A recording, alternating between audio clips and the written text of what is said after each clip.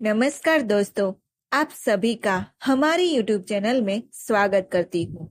उम्मीद है कि आपको ये कहानी पसंद आएगी। वह गर्मियों की एक दोपहर थी।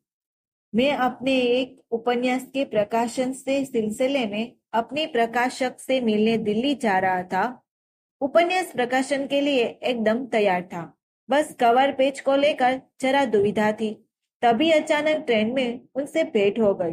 गर्मी का सफर, उफ, पसीना शरीर से पानी की तरह बह रहा था। उस पर भीड़ इतनी कि लोग एक दूसरे के ऊपर बुरी तरह से चढ़े जा रहे थे। मैंने किसी तरह से साइड वाली एक सीट पर कब्जा जमा लिया था। मेरा भाग्य ही था कि एक सज्जन कानपुर में उतरे तो अपनी सीट पर मुझे बिठा दिया। नहीं तो न जाने कब तक खड़ा रहना पड़ता।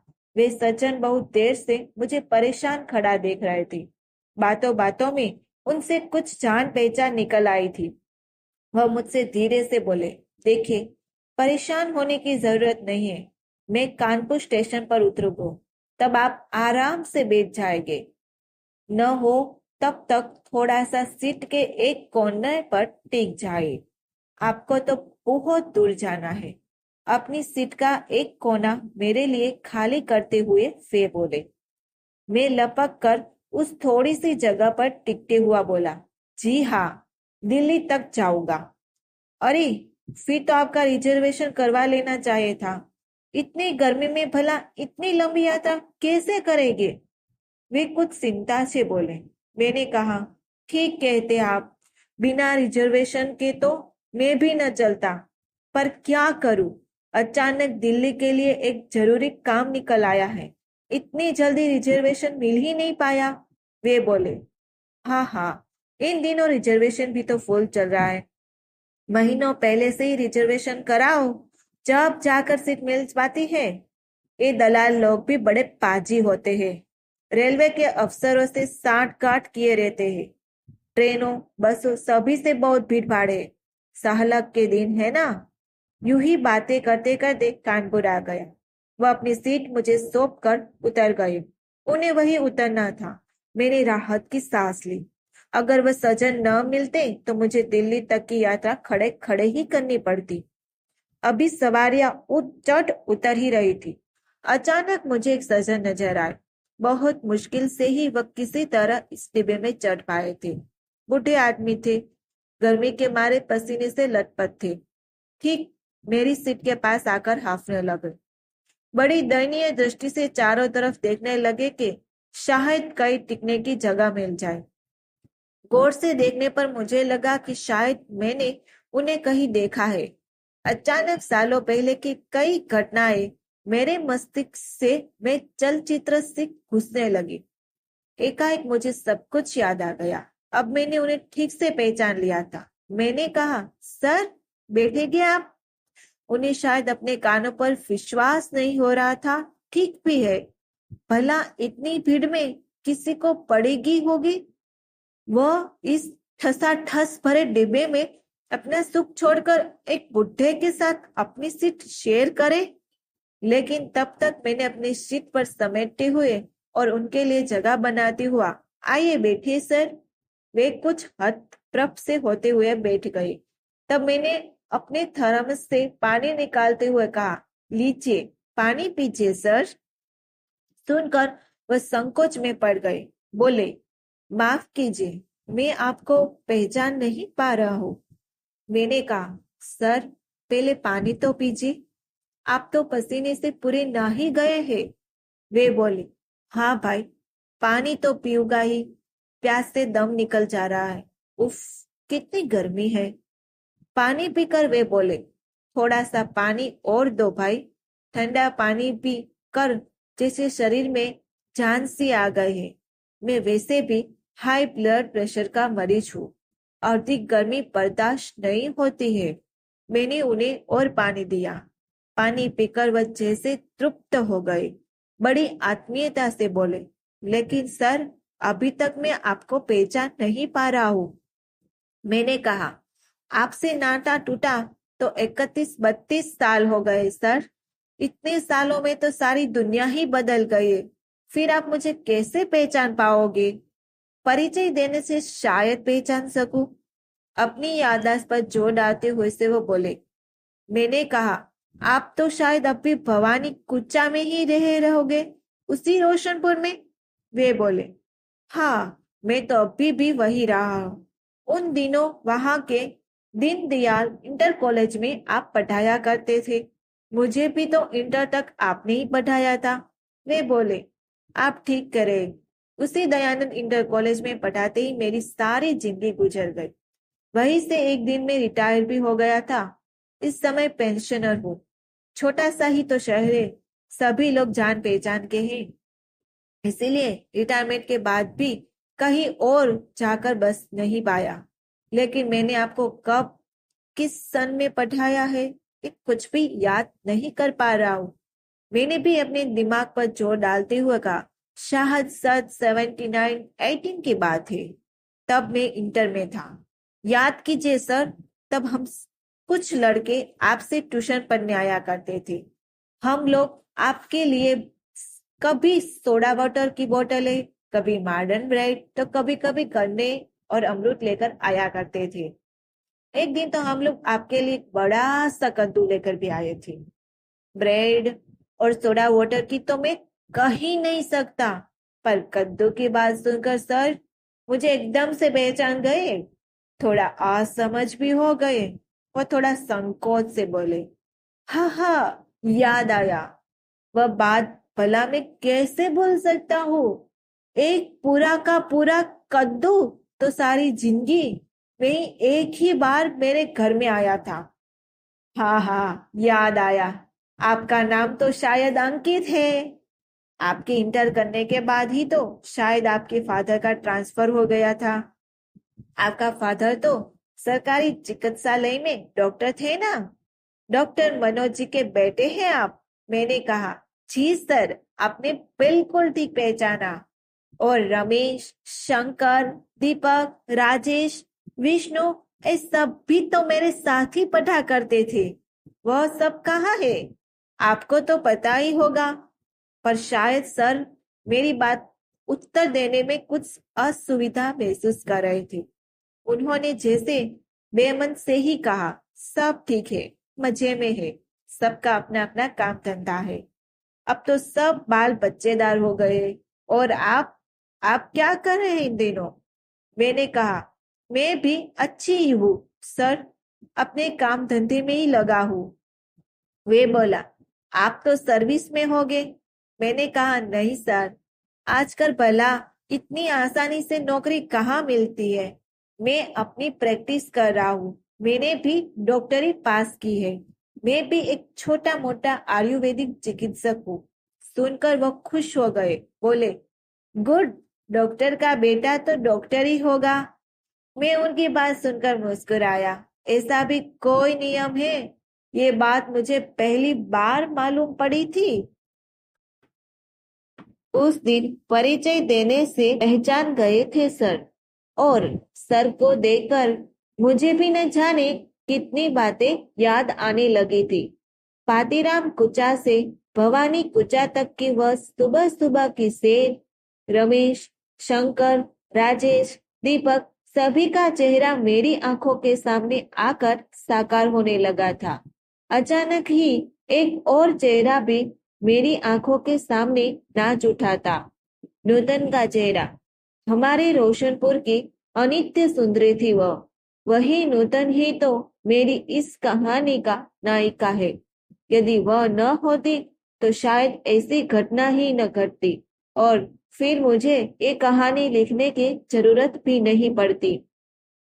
पातीराम कुचा में उन दिनों घनी बस्ती नहीं थी, जहां आज संदीप सक्सेना का 3 मंजिला मकान गर्व से सिर उठाए खड़ा है।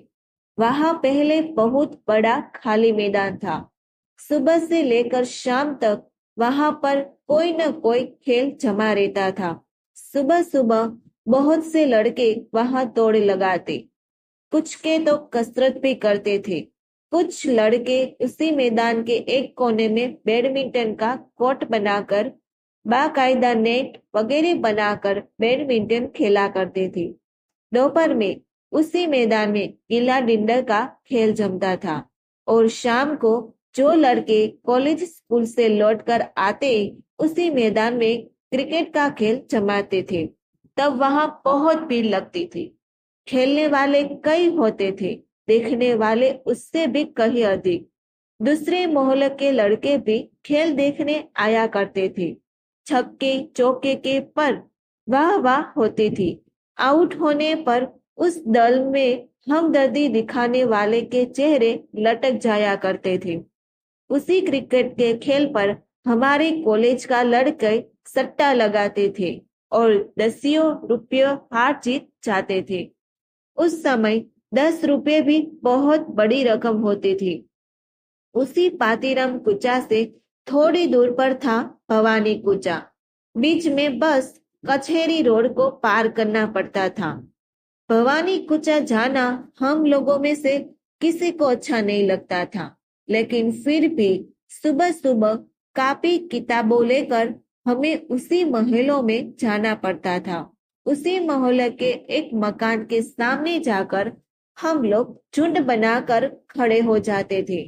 देखते क्या थे कि इतनी सुबह भी उस मकान की बैठक में चहल पहल है। इतनी सुबह भी उस बैठक में कुछ लड़के मन लगाकर पढ़ लिख रहे होते थे। हम सब लोग उन्हें पहचानते थे। वे सब हमारी कॉलेज के बड़ी क्लासों में पढ़ने वाले लड़के थे। बाहर उनकी साइकिलें खड़ी रहती थी। कुछ लोग तो बहुत दूर से पढ़ने आते थे, दूर के किसी गांव से। इसीलिए उन लोगों को साइकिल से आना पड़ता था। इतनी सर्दी में इतनी दूर से साइकिल चलाकर समय पर आ जाना हम लोगों को इसी बात पर बड़ा आश्चर्य होता था। लेकिन वे सब बड़ी क्लास के स्टूडेंट थे। इतनी सुबह उठकर न पढ़ने से उनका काम कैसे चलता भला। उन्हें तो आर्किमिडीज का सिद्धांत और न्यूटन की गति के नियम भी याद करने पड़ते थे। फिजिक्स में अवतल और उतल भेद के नियम भी पढ़ने पड़ते थे। पौधे सूर्य के प्रकाश की उपस्थिति में कैसे अपना भोजन बनाते, ये सब भी उन्हें रटा पड़ा था। लेमार्क और डार्विन के सिद्धांतों से भी उन्हें जूझना पड़ता था। और सबसे कठिन तो गणित थी। गणित के सवाल से तो अच्छे अच्छे को पसीना छूटने लगता था। पाइथागोरस के प्रमेय सिद्ध करना क्या हंसी खेल था। उन बेचारों को ये सब भी पढ़ना पड़ता था। वे अगर मेहनत से मन लगाकर नहीं पढ़ते तो कैसे बोर्ड की परीक्षा में पास होते, कैसे पढ़ लिखकर एक दिन बड़े आदमी बनते। सर्दी में बाहर सड़क पर खड़े खड़े हम लोगों को बहुत देर हो जाती थी। जब हम लोग सर्दी से ठिठुरते लगते तो हम लोगों को शरारत सूझती। तब कोई कोई लड़का किसी साइकिल के टायर की हवा निकाल देता। जाने क्यों इन सब छिछोरी बातों में हम सबको खूब मजा आता था। आज सोचता हूँ तो उन दिनों की इन छिछोरी हरकतों पर हंसी आती है।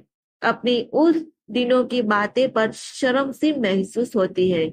उन दिनों इन सभी बातों को लेकर लगभग रोज ही हम लोगों की शिकायत होती थी। अध्यापक की डांट खानी पड़ती थी और कभी कभी एक दो चांटे भी पड़ जाते थे या फिर कुछ देर के लिए मुर्गा बना दिया जाता था। लेकिन न जाने क्यों फिर भी ये सब शरारतें छुटती नहीं थी। दरअसल भवानी कुचा के उस मकान में हमारे दयानंद इंटर कॉलेज के अध्यापक प्रकाश नारायण रहा करते थे, जो सुबह से शाम तक बस पढ़ाई करते थे। घर में पढ़ाते थे, कॉलेज में पढ़ाते थे और जो लोग बहुत पैसे वाले थे, जो उनके घर आकर नहीं पढ़ना चाहते थे, वो उनके घरों में भी पढ़ाया जाया करते थे। इसका उन्हें अच्छा खासा पैसा भी मिलता था। सब लोग उनसे ही पढ़ना चाहते थे। वे भी बहुत मन लगाकर पढ़ाते थे। फिर वह मन लगाकर पढ़ाते भी क्यों नहीं, क्योंकि उनकी 3-3 लड़कियां ही तो जो थी। पाई पाई जोड़कर उनके लिए उन्हें दहेज भी तो जमा करना था। हम लोग तो उन दिनों 7वीं या 8वीं क्लास में हो गए। जाड़े के दिनों में भी सुबह सुबह जगा दिया जाते थे। सभी के माँ बाप चाहते थे कि उनका लड़का पढ़ लिख कर किसी काबिल हो जाए। पढ़ लिख कर छोटी मोटी नौकरी में लग जाए तो समझो ये जीवन ही सफल हो जाए। बाहर आकर हम लोग देखते तो आसमान में भी अभी भी तारे निकल होते, रात अभी भी बाकी होती। लेकिन ट्यूशन पढ़ने तो जाना ही था। एक एक कप चाय पीकर कानों में अच्छी तरह से मफलर लपटकर हम पातीराम कुचा के लड़के अपने अपने घरों से निकल पड़ते थे। मोहल्ले से निकलकर हम सब लोग पहले कचहरी रोड पार करके नेहरू पार्क में इकट्ठे होते। वहां थोड़ी देर तक भाग दौड़ करके अपनी सर्दी भगाते, फिर एक साथ होल्ला करते हुए कचहरी रोड पर होते हुए भवानी कुचा की ओर चल पड़ते। रास्ते में शरारत भी करते जाते।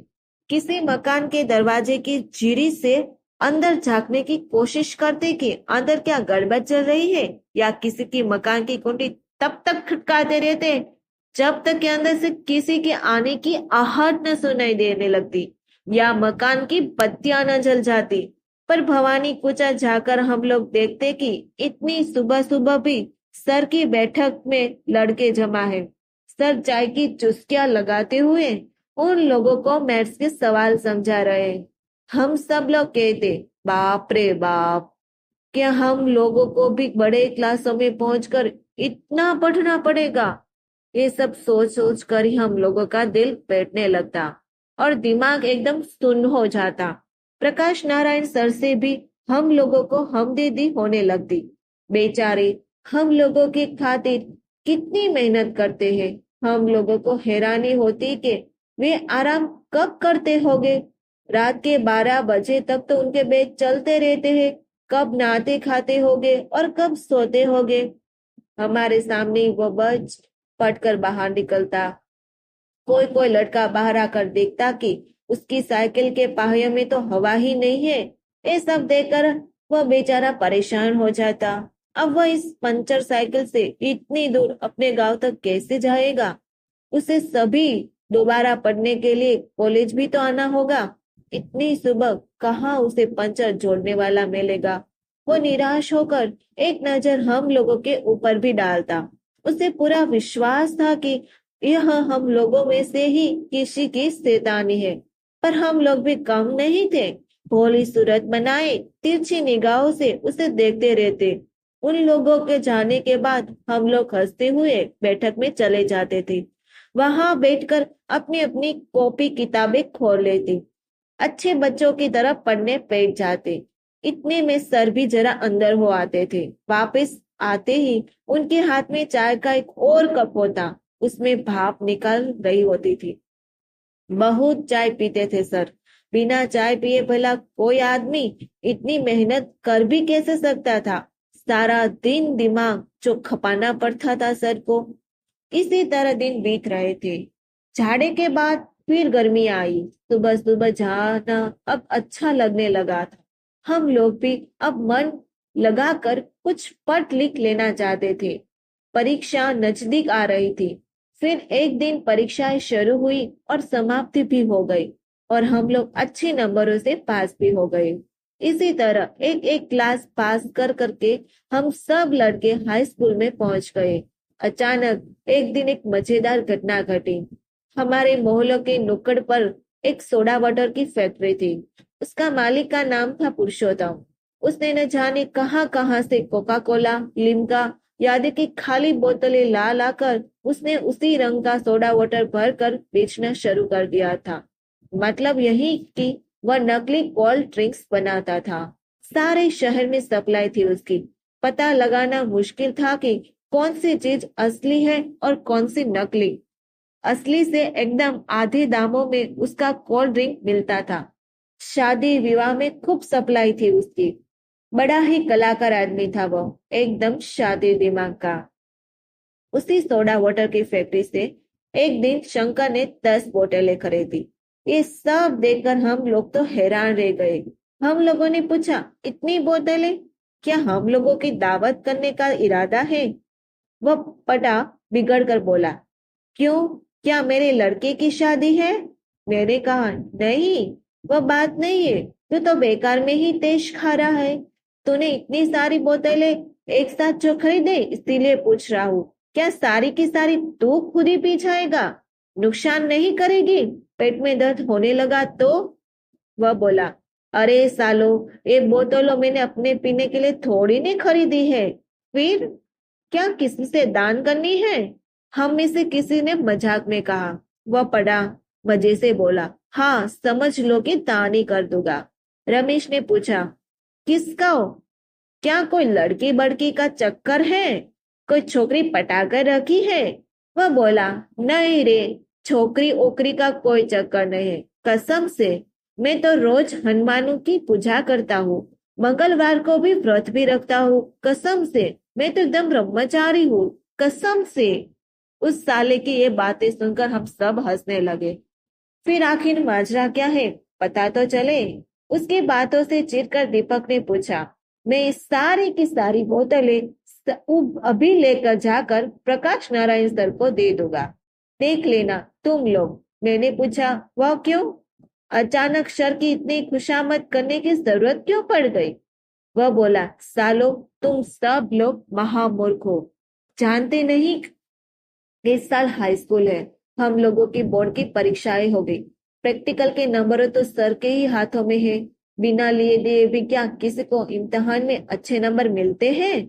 यह हिंदुस्तान है डियर, यहाँ बिना रिश्वत लिए दिए कुछ भी नहीं होते। वह शेख ही झाड़ने लगा। हम सब लोग उसकी बातें सुनकर हैरान रह गई। ठीक ही तो कहा रहा था शंकर, यदि सर को कुछ भेंट वेट नहीं चढ़ाई तो भला वे क्यों हमें प्रैक्टिकल में अच्छे नंबर दिलवाएंगे? हम क्या उनके रिश्तेदार लगते हैं? हो सकता है उल्टा फेल ही करवा दे।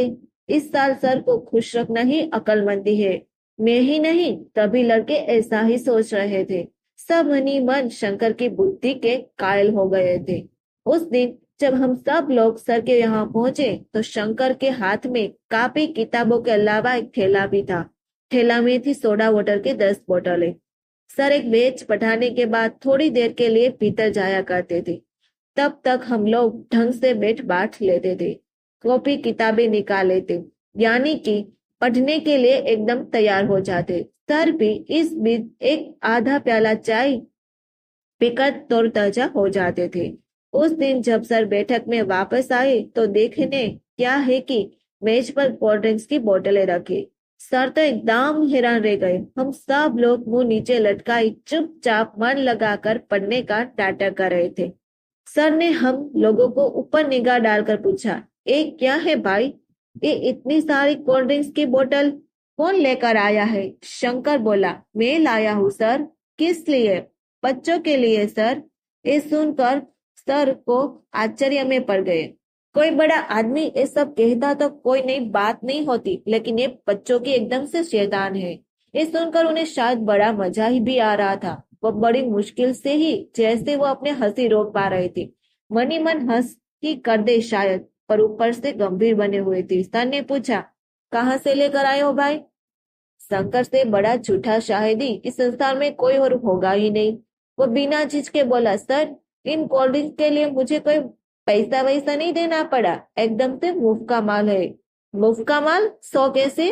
सर को आश्चर्य से हो रहा था। सर, दरअसल एक कोल्ड ड्रिंक की फैक्ट्री मेरे चाचा जी की है। 10-12 बोतलों लेने पर मुझे पैसे नहीं देने पड़ता था। चाचा जी लेते ही नहीं है। कर की बात जो है, सफाई सा देता हुआ शंकर बोला। वह शायद इतनी पूछताछ से घबरा रहा था। हम लोग भी दम साधे उसकी बातें सुन रहे थे। शंकर का इतना बड़ा झूठ सुनकर भी सच बता देने की बात हम लोगों में से किसी से भी मन में नहीं आई थी। हम लोगों के सामने ही तो शंकर ने गिनकर पूरे 10 रुपए कोल्ड ड्रिंक के दिए थे। वे कहाँ के चाचा थे उसके? ऐसे रिश्ता पहला तो उसे कभी नहीं बताया था। एकदम से झूठ था ये सब। लेकिन ये कोरा झूठ सुनकर भी सर के चेहरे पर जैसे परम संतोष का भाव उभर आया। वे बोले, चलो तब तो ठीक है, पर देखो लड़को, पैसा खर्च करके मेरे लिए कोई सामान आमान मत लाना, नहीं घर से पैसे चोरी करना मैं इसके लिए बहुत ही खिलाफ हूँ। फिर शंकर से बोले, ये सब बोतल अंदर जाकर अपनी आंटी जी को दे आओ। शकल कोल्ड ड्रिंक्स की बोतल भीतर देने चला गया। लौटते समय उसके चेहरे पर गजब का आत्मविश्वास झलक रहा था, जैसे उसने जीवन में सफलता की पहली सीढ़ी चढ़ ली हो। उस दिन शंकर ने प्रकाश नारायण सर को कोल्ड ड्रिंक्स क्या भेंट की। हम सभी में हिम्मत आ गई थी। हर कोई सर को खुश करने में जुट गया। रोज ही कोई न कोई कुछ न कुछ लेकर सर के पास जाता था। कभी कोई लड़का सब्जी भाजी ले जाता था, कोई फल आदि। सर इस सब चीजों लेकर बड़े ही निर्विकार भाव से रख लेते थे। उनके चेहरे से न तो खुशी झलकती है और न ही नाराजगी। इतने दिनों बाद भी मुझे ठीक से याद है। मेरे ही क्लास में पढ़ने वाला लड़का रुपेश एक दिन सर के लिए मॉडर्न ब्रेड के पैकेट लेकर गया था। मॉडर्न ब्रेड के 2 पैकेट थे। सर ने पूछा, भाई ये क्या गजब कर डाला तुमने? मैंने कहा था ने कि कोई चीज बाजार से खरीद कर मत लाना मेरे लिए। इसके लिए क्या पैसे नहीं देने पड़े होंगे तुमको? ये भी क्या मुफ्त की है? ये तो तुमने आज बहुत गलत काम किया है। सुनकर पहले तो रूपश सक्के पक्का गया। फिर कुछ सोचता वो बोला, कहाँ सर, मेरे मामा जी की फैक्ट्री की ही तो है, पैसे क्यों देने पड़ेंगे भला? सर, सच मानिए इसका कोई पैसा नहीं देना पड़ा मुझे, बच्चों के लिए ही तो लाया हूँ। रख लीजिए ना सर, इसकी सैंडविच बनवा लीजिएगा। मॉडर्न ब्रेड और उसके मामा जी की फैक्ट्री की। सर को यकीन तो बिल्कुल नहीं आ रहा था, पर इस तुच्छ सी बात को सोच सोच कर अधिक परेशान भी नहीं हुए। बड़े ही सहज भाव से बोले, अच्छा तब ठीक है, पैसे देने नहीं पड़े, तब तो कोई बात की है। लेकिन आज मैं फिर कह देता हूँ बच्चों कि बाजार से खरीद कर मेरे लिए कभी कोई चीज मत लाना। वह लड़का अभी ब्रेड हाथ में पकड़े सिर झुकाए संकोच से खड़ा था। इस बार वह जरा और देकर बोला, सर ये तो सचमुच ही मेरे मामा जी की फैक्ट्री की है, सचमुच एक भी पैसा खर्च नहीं करना पड़ा सर। सर बोले, तब ठीक है। भाई रो क्यों रहे हो? भीतर जाकर अपने आंटी जी को दे आओ। वह लड़का भी उतने ही सहज भाव से ब्रेड के पैकेट भीतर लेकर जाकर आंटी जी को दे आया था। पाचीनम कुचा से पानी कुचा तक अब तो कतार दर कतार मकान सिर उठाए खड़े हैं। सभी मकानों के आगे प्राय लॉन भी है। गेट पर साहबों की नेम प्लेट भी लगी है। गेट के पास जाने पर अंदर से साहबों के कुत्ते भौंक उठते थे, लेकिन आज से 32 साल पहले तक यहाँ सब खेत ही खेत थे। अमरूद के बाग थे। खेतों में तरह तरह की सब्जियां उगाई जाती थी। न जाने कितनी बार हम कॉलेज के लड़कों ने उन्हीं अमरूद के बागों से चोरी से अमरूद तोड़े थे और अपने बाग के अमरूद बताकर सर को भेंट दिए थे। इन्हीं खेतों से ताजी सब्जियां तोड़ी जाती थी, जो सर की रसोई में बनती थी, जिन्हें सर परिवार सहित स्वाद ले लेकर खाते थे। ये सब मुफ्त का माल था। इन सब के लिए हमें कोई पैसा नहीं देना पड़ता था।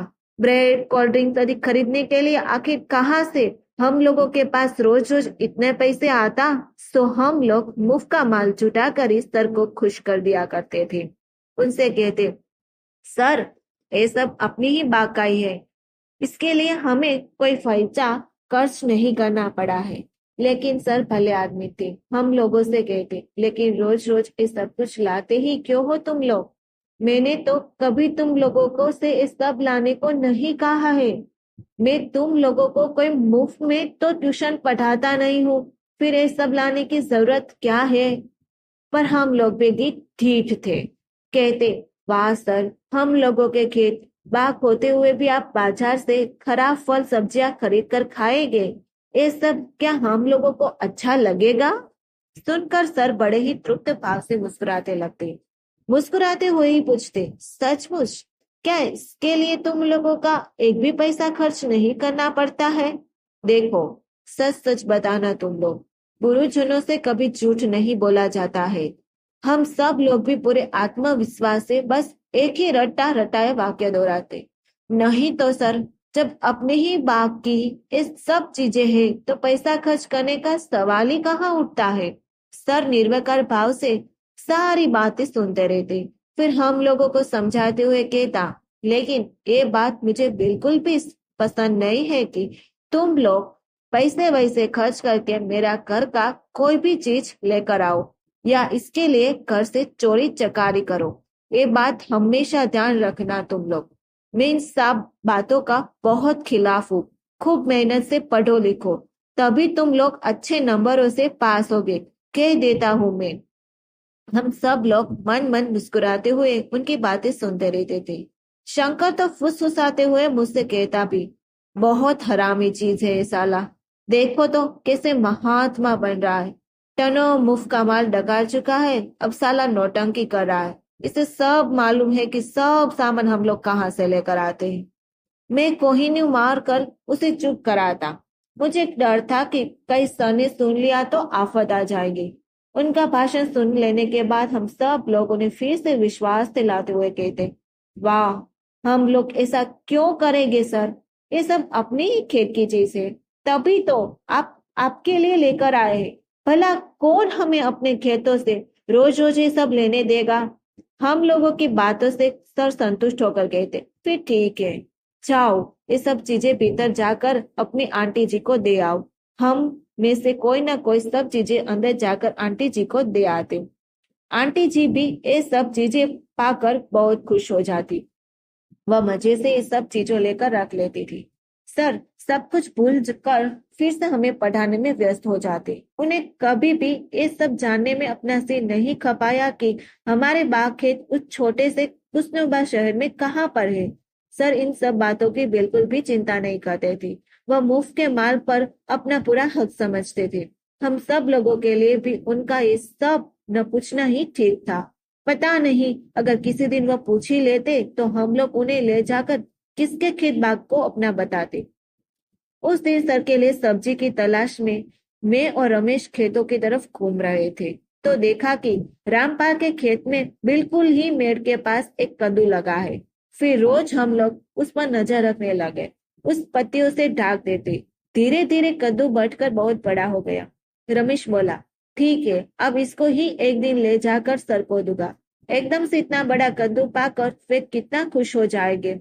मैंने पूछा, मगर इतना भारी कद्दू लो कर ले कौन जाएगा? वह बोला, क्यों, दोनों बारी बारी से उठा कर ले जाएंगे। आधी दूर मैं ले जाऊंगा, आधी दूर तुम ले चलना। सर का घर यहाँ से ही कितना दूर है? उनसे कहेंगे हम दोनों की इसे लेकर आए। मैंने पूछा, अगर उन्होंने पूछा कि किसके खेत का है तो? सुनकर रमेश कुछ देर को असमझ में पड़ गया। थोड़ी देर सोचने के बाद भी जब उसे कुछ न सूझा तो बोला, वे ऐसा पूछेंगे ही क्यों? उन्हें तो माल से मतलब है। मैंने कहा, मान लो पूछ ही बैठे तो? वह बोला, तब की तब देखी जाएगी। चल तू यही कहीं दिनों के तेरे खेत का है, अब तो खुश। खैर इस बात को लेकर फिर हम लोग और बहस में नहीं पड़ते हैं। लेकिन असली मुसीबत तो कद्दू तोड़ने की थी। ऊपर मेड़ पर चढ़ने से खेत का मालिक देख भी सकता था। वह हम लोगों को जानता भी था। जब तब घर में सब्जी भी दे जाया करता था। कद्दू चुराते देखकर वह घर में शिकायत भी कर सकता था। फिर क्या किया जाए? तय हुआ कि घर से एक पुराना ब्लेड लाया जाएगा और बड़ी सफाई से कद्दू को बैल से अलग करके वही पड़ा रहना दिया दिया जाएगा। शाम के समय अंधेरों में कद्दू लेकर सर के घर चला जाएगा। उस समय खेत का मालिक भी प्रायः वहां नहीं होता था। दूसरे दिन रमेश ब्लेड ले आया। मुझे बोला, देख मैं ब्लेड लेकर आया हूँ, अब कद्दू को बेल के अलग करने की जिम्मेदारी तुम्हारी है। लेकिन मेरी तो ये सब करने की हिम्मत ही नहीं पड़ रही थी। डर रहा था कि खेत के मालिक ने अगर देख लिया तो सीधा घर शिकायत पहुंचेगी, फिर तो खैरियत नहीं। ये सब करना मेरे लिए मुश्किल हो रहा था। मैंने धीरे से रमेश को पोंछते हुए कहा, भाई रमेश, ये कद्दू तोड़ने का काम तुम ही करो। यहाँ से सर के घर तक ले जाने की जिम्मेदारी मेरी। मेरी बात सुनकर रमेश चिढ़ गया। वह कुछ खिसिया कर बोला, वाह एक खूब रही, मैं खरीद कर नया ब्लेड भी लाया हूँ और अब मैं ही कद्दू भी तोड़ू। वैसे तुम बहुत डींगे होपते हो, अब एकाएक समय आने पर दम क्यों निकल रहा है? मैंने कहा, देखो ऐसी बात नहीं है। दरअसल एक खेत वाला मेरे घर आता जाता है। जब तक सब्जियां दे जाता है मेरी झलक देखते ही पहचान लेगा। दोनों ही फंसेंगे। शाम के समय अंधेरा होने पर कोई डर नहीं। वैसे तुम्हें नया ब्लेड लाने के लिए किसने कहा था? पुराने से ही काम चला जाता। बेवकूफ हो पूरे। खैर अब ले ही आया हूं तो उसके आधे पैसे मैं दे दूंगा, तू उसकी चिंता मत कर। मेरी बात सुनकर वह पठा एकदम नाराज हो गया, चिल्लाकर बोला, क्यों? क्या खेत वाला मेरे घर पर सब्जियां नहीं देने आता है? मुझे देख लेने से क्या घर पर मेरी पिटाई नहीं होगी? और अगर पुराना ब्लेड नहीं मिला तो क्या करता? मैं कोई भिखारी हूँ जो तू मुझे आधे पैसे के दोस्त दिखा रहा है? उसकी बातें सुनकर भी मैं तो तेज में आ गया। मैंने उसे डांटते हुए कहा, देखो, ऐसे पागलों की तरह चिल्लाओ मत। इस तरह ढिंढोरा पीटोगे तो जरूरी कोई सुन लेगा। खेत वाला अगर आसपास ही होगा तो भागा चला जाएगा। भाड़ में जाए साला कद्दू, इसे रहने ही दो। वह बोला, वाह, रहने क्यों दो? तुम्हारे कहने से क्या होता है? मैंने पूछा, फिर? वह बोला, ठीक है, मैं ही कद्दू तोड़ता हूँ, पर शाम को इसे सर के घर तक ले जाने की जिम्मेदारी तुम्हारी। मैंने कहा, हाँ हाँ, मैं भी तो इतनी देर से यही कह रहा हूँ, तुम्हारे तो नखरे ही ढूंढे नहीं मिल रहे। वह बोला, तुम जरा यही खड़े होकर इधर उधर नजर रखो। उसके बाद रमेश मेढ़ के ऊपर चढ़ गया। उसने ब्लेड से धीरे धीरे कद्दू को बैल से अलग किया, फिर बोला, अब? मैंने कहा, अब क्या, इसे वहीं पड़े रहने दो, शाम को आकर ले चलेंगे। और हाँ, पत्तों से जरा ढक देना, किसी की नजर ना पड़ जाए। वो बोला, शाम को क्यों? एक काम भी अभी ही क्यों ना निपटा लिया जाए? आज तो इतवार है, इस समय सर भी घर पर ही मिलेंगे। शाम को ट्यूशन पढ़ने वाला लड़कों की बहुत भीड़ रहती है, इतना बड़ा कद्दू झोले में डालकर तो ले नहीं जा सकते। मैंने कहा, ठीक है, तुम इसे लेकर नीचे आओ, खेत पार करो, फिर इसे सर के घर तक ले जाने की जिम्मेदारी मेरी। रमेश नीचे आया और मेरी आड़ लेकर खेत पार करने लगा, पर शायद हम लोगों की हिम्मत थी, किस्मत ही खराब थी। न जाने कहां से ठीक उसी समय यमराज की तरह खेत का मालिक प्रकट हो गया। वह छुट्टे ही बोला, पकड़ो सालों को, कौन है वहां? मैं तो खैर खाली हाथ था, झट से छिपकर पीछे के रास्ते से भागा, लेकिन रमेश को उसने देख लिया। वह उसके पीछे भागा, पर वाह रे रमेश, वह भी दौड़ में चैंपियन ही था। कद्दू लेकर सरपट भागता ही चला गया। खेत वाला हारकर वापस लौट गए। उसे शायद डर था कि कॉलेज के लड़के हुए तो आगे जाने पर उल्टे उसे ही पीटने लगे। भवानी पूछे के मोड़ पर मैं उसे मिला। मैंने कहा, लाओ, अब मुझे दे दो, बहुत थक गयोगे। वाह, खूब तेज दौड़े तुम तो। वह साला खेत वाला भूतनी का हाथ पैर पटक कर ही रह गया। रमेश बुरी तरह से हाँफ रहा था।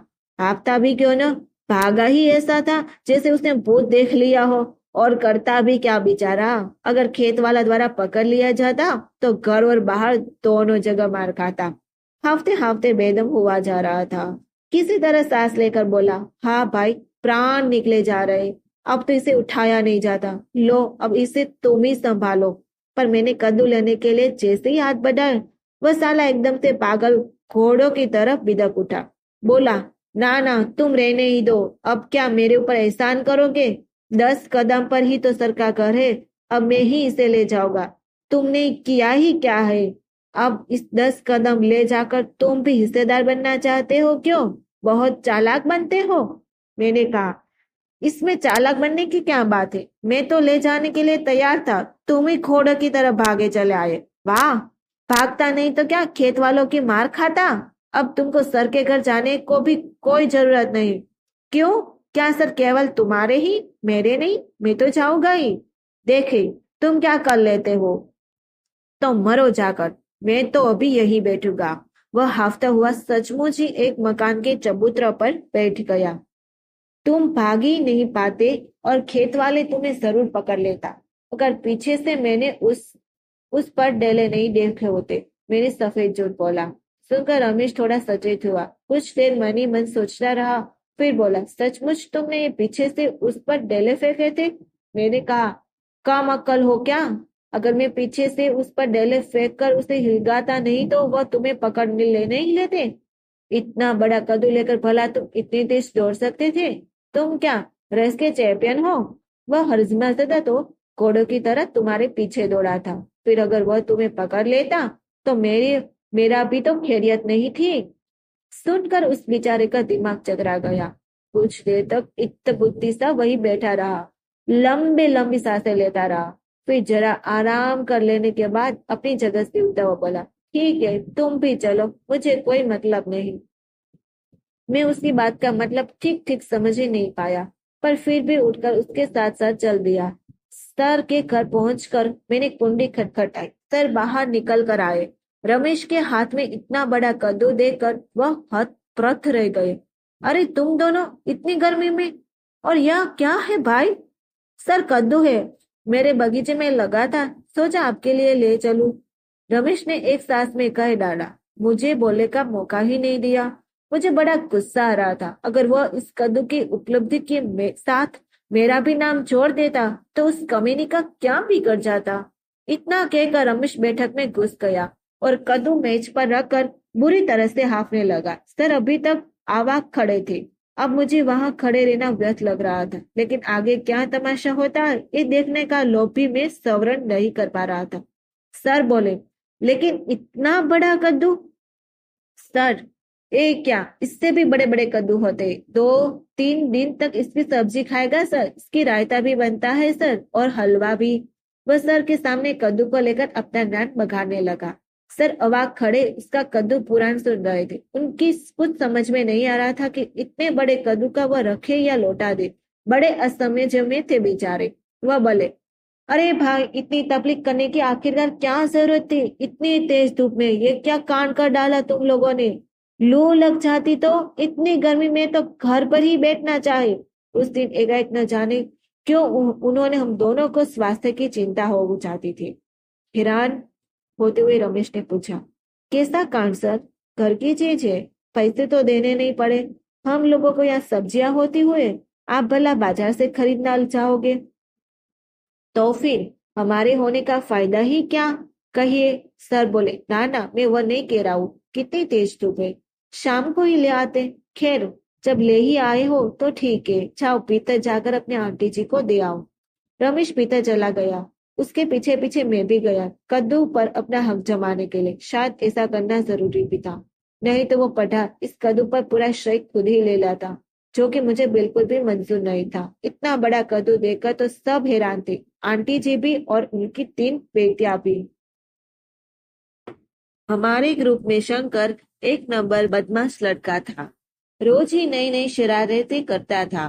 ट्यूशन पढ़ने वाले लड़कों की साइकिलों की हवा निकाल देता था। साइकिलों की घंटियां खोलकर बाजार में बेच देता।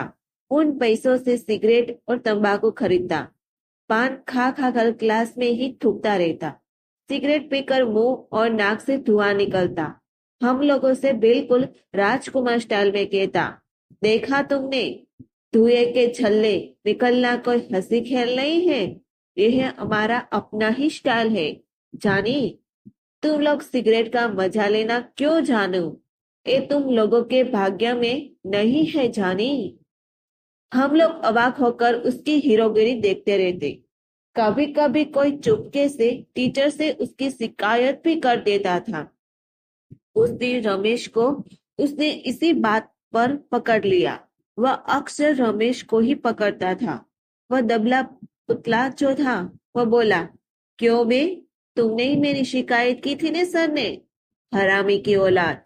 रमेश बोला, जरा तमीज से बात करो, बाप तक जाने की जरूरत नहीं है। मैं क्यों तुम्हारी शिकायत करने लगा? तुम सिगरेट पीओ या जुआ खेलो, मुझे क्या मतलब? जुआ? जुआ मैंने कब खेला, बता तो जरा। मैं सब जानता हूँ। राम जानकी मंदिर के चबूतरा पर बैठकर तुम सब लोग जुआ खेलते हो। राम और जानकी जी का एक पुराना मंदिर शहर से हटकर बाईपास रोड पर था, बामन के तालाब के पास। वहां अधिकतर सुनसान रहता था। जुआ खेलने वाला आवारा लड़कों का वही जमघट लगा रहता था। अच्छा, तो तुमने ही शिकायत की है? मैंने कहा न कि मैंने किसी से कुछ नहीं कहा है। मुझे इन सब बातों से मतलब ही क्या है? तुम चाहे भाड़ में जाओ। लेकिन रमेश के मना करने पर भी शंकर माना नहीं। उसने उसे 2-4 हाथ लगा ही दिए। फिर दोनों में जमकर हाथापाई हुई, गाली गलौज भी हुई। रमेश भी डरने वाला लड़कों में नहीं था। वह दुबला पतला जरूर था, पर गजब का हिम्मती था। लेकिन शंकर के सामने वह टिक नहीं पाया। उस दिन शंकर ने जमकर पीट लिया। बेचारा रमेश पिंडा कर रह गया। उसी शाम वो मेरे पास आया, सारा किस्सा शुरू से आखिर तक सुनाकर बोला, भाई, इस शंकर का कुछ न कुछ इलाज करना ही पड़ेगा। उसने आज मुझे मारा है, कल तुझे भी पीट सकता है। कुछ मतभेद के बाद भी रमेश मेरा अच्छा दोस्त था, मेरा पड़ोसी भी था। मैंने कहा, कल मैं तो कॉलेज गया ही नहीं था। मैं होता तो देखता कि वह तुझे कैसे पीट लेता है। वह बोला, खैर, कल की बात जाने दो, जो हुआ सो हुआ। पीटा तो मैंने भी उसे, कम ही सही। केवल मार ही तो नहीं खाई, लेकिन आगे से उसकी ऐसी हिम्मत ही न पड़े, ऐसी कोई तरकीब निकाली जाए। उस दिन बहुत सोच विचार करने के बाद हम लोगों ने प्लान तैयार किया। मगर दूसरे दिन क्लास में सब ने देखा कि रमेश से मेरी ही किसी बात पर तू मैं होने लगी। बात इतनी बढ़ी तो नौबत गाली गलौज और मारपीट के भी आ गई। शंकर तो इसी ताक में ही था कि खुश होकर बोला, खूब मारो साले को, यही है इसी लायक। कल मुझसे मार खा ही चुका है, फिर भी तेवर तो देखो कमीने के। डेढ़ पुसली का ये ससुरा पर अकड़ कैसा दाराशी की तरह रह रहा है। तुम ही इसका बहुत पक्ष लेते थे, इसकी वजह से मुझे भी लड़ने को तैयार रहते थे। आखिरकार तुम्हारी भी इसे लड़ाई हो गई। मैंने भी रमेश को एक भत्ती सी गाली दी और शंकर से बोला, जाएगा कहाँ साला, आज छुट्टी के बाद देखेंगे हरामी को। शंकर बोला, हाँ हाँ, क्यों नहीं, मैं भी तुम्हारी तरफ ही हूँ। इतना पीटूंगा साले को कि नानी याद आ जाएगी। लगता है कल मार खाकर अभी इसका जी भरा नहीं। आज से तुम मेरे दोस्त हो। उस दिन छुट्टी के बाद रमेश आगे आगे किताबें लेकर कॉलेज के पिछले गेट से अकड़ता हुआ निकला। पीछे पीछे हम लोग भी थे। खेतों के पास जाकर रमेश ने बेशरम बैल की एक लड़की तोड़ ली और आगे जाकर निडर होकर खड़ा हो गया। शंकर बोला, वाह, हिम्मत तो देखो इसकी। दो लोगों को देखकर भी बिल्कुल नहीं डरा है। रोशनपुर का बदमाश समझता है खुद को, सुखला सा तो धरा है। मैंने कहा, कोई बात नहीं, देखा जाएगा। जब तुम मेरे साथ हो तो डर किस बात का। हरामी को आज मार मार कर भूत नहीं बनाया तो मेरा भी नाम अंकित नहीं। फिर मैंने भी पास बड़ी बेशरम बेल की एक लचीली लकड़ी उठा ली। तब तक शंकर ने आगे बढ़कर रमेश का कॉलर थाम लिया और अकड़ कर बोला, क्यों रे बच्चू, तेरी इतनी हिम्मत, खुद को रोशनपुर का दादा। लेकिन तभी मैंने शंकर की पीठ पर दो चार साटियां जड़ दी। नहीं, भूल से नहीं, जानबूझकर। यही तो हम लोगों की प्लानिंग थी कि शंकर को किसी तरह धोखों से खेतों की तरफ ले जाकर पीटेंगे। वहां उसे कोई बचाने भी नहीं आएगा। बीच सड़क पर पीटते तो भीड़ इकट्ठी हो जाती, लोग बीच बचाव करने लगते, हम लोगों के घर पर खबर पहुंच जाती। सो यह सब ड्रामा किया था हम दोनों ने। पीठ पर बेशरम बैल की लचीली सटिया पड़ते ही शंकर तिल मिला गया। उसने पीछे मुड़कर देखा, पूछा, ये क्या है, मुझे क्यों मारा तुमने।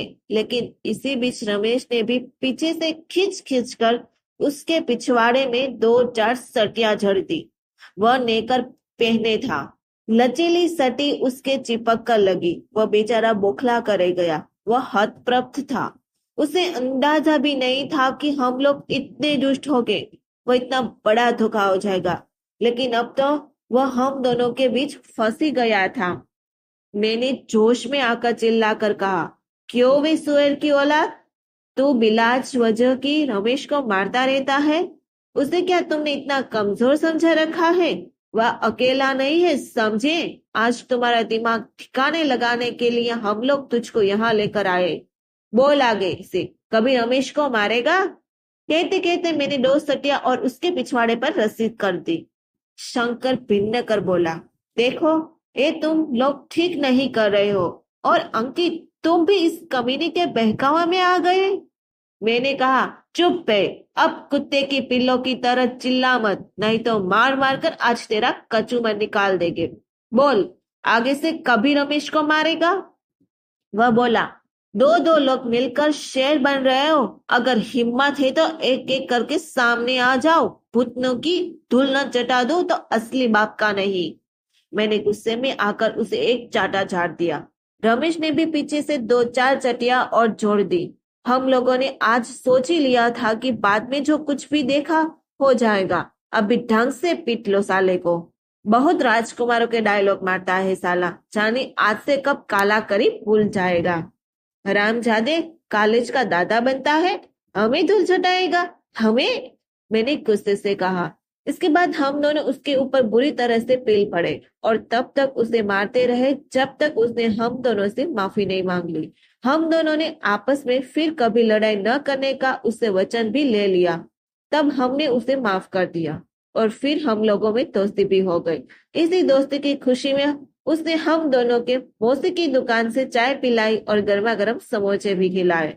और फिर हम लोगों से उसने कुछ झिझकते हुए कहा, एक वादा भी ले लिया है कि ये मारपीट वाली बात हम लोग कॉलेज में किसी को भी नहीं बताएंगे। हम दोनों ने भी उसे ये कहकर आश्वस्त किया कि अब किसी को कुछ भी बताने का सवाल ही नहीं उठता। अब वो हम तीनों दोस्त थे, एकदम पक्के दोस्त। आज से किसी के ऊपर अगर किसी तरह की भी मुसीबत आई तो जान देने से भी नहीं पीछे हटेंगे। हर एक मुसीबत का तीनों मिलकर सामना करेंगे। इस बात से हम तीनों को ही बहुत बल मिला और हम तीनों के एक मिनी गैंग तैयार हो गई। ये भाग यही खत्म होता है। आगे की स्टोरी सुनने के लिए हमारा अगला वीडियो का इंतजार करें। ऐसी कहानी सुनने के लिए इस चैनल को सब्सक्राइब, लाइक, कमेंट और अपने दोस्तों को शेयर जरूर करना। सुनने के लिए धन्यवाद।